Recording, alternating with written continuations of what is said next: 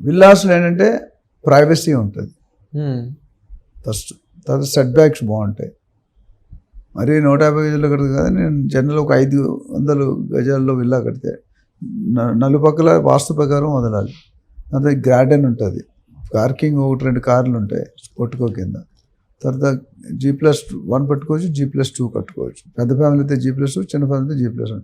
Internal అనేది మెట్లు ఇచ్చుకుంటారు. అద్దెకిచ్చే వాళ్ళు అయితే బయట నుండి ఇస్తారు, ఎవరు గారు సపరేట్ ఉండాలి. రెండోది మీకు అంటే ఫ్రీడమ్ ఉంటుంది, మీరు ఏదైనా చేసుకోవచ్చు, మీరు చేంజెస్ కావాలంటే మీరు చేసుకోవచ్చు. అపార్ట్మెంట్స్ అది చేయలేరు. ప్లస్ ఇంకో benefit security, safety, solar fence తెలుసు కదా, ఎలక్ట్రికల్. అట్లానే amenities, swimming pool, club house, jogging track, multiplexes, రకరకాలు ఉన్నాయి.